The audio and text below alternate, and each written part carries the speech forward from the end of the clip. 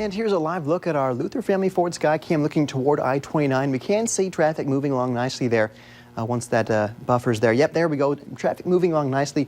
Do still have some of that snow perhaps on some of those more frontage roads or those side roads that were untreated. So again, if you're going out tonight, just be on the lookout for some changing road conditions, as some of those main roads may be just wet, but some of those side roads may still be ice and snow covered.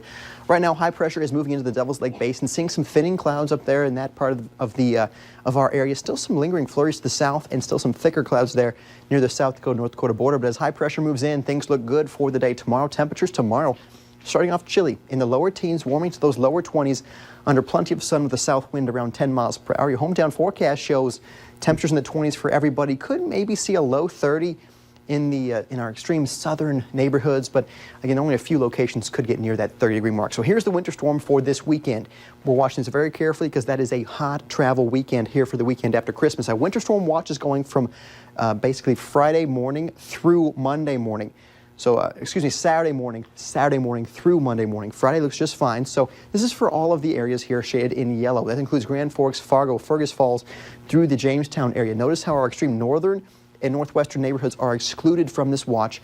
Not expecting as many impacts, if any impact, in those areas. Now here's the American model with this system. We see that this is Saturday evening, so snow looks to start early Saturday morning and continue through the afternoon.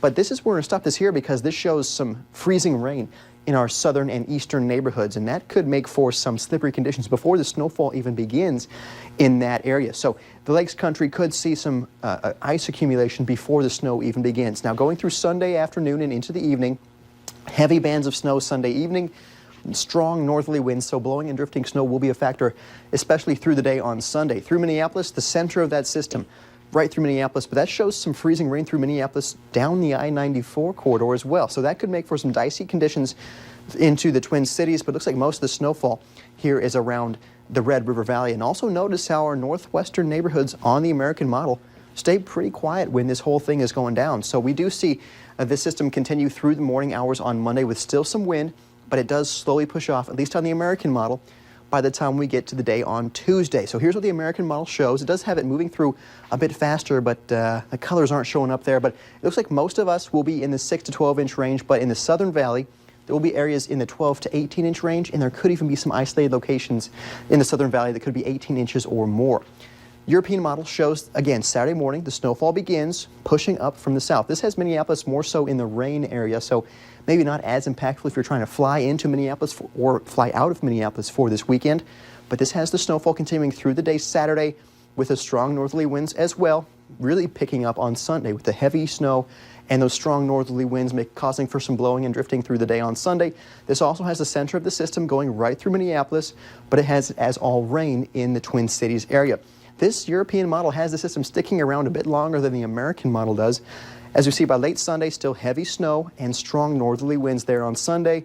And this actually has it lingering into Monday as well. So it looks to hang around longer on the European model. And with that, the European model does have a larger area of that 12 to 18 inches, 12 to 18 inch range. Again, this is a 3-day snow total from Saturday through Monday.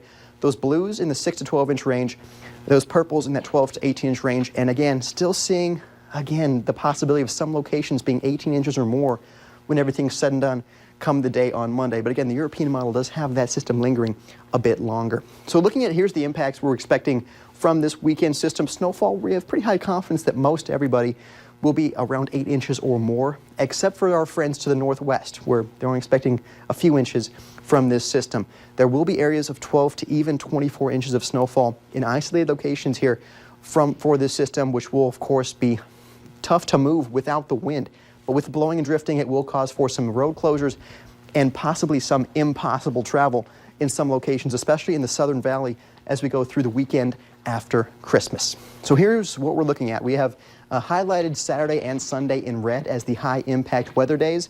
So again, Friday sunny with temperatures in the 20s, but the system looks to linger for Monday as well. Cooler air does come in behind this system. So for the first week of the next decade, we are seasonable around 20 as we go into next week. Maybe alter your travel plans, get ahead of it. Yeah, get ahead of it, or really look at your travel plans and see what you can do to maybe get around this weekend system. Yeah. Thanks, Nathan.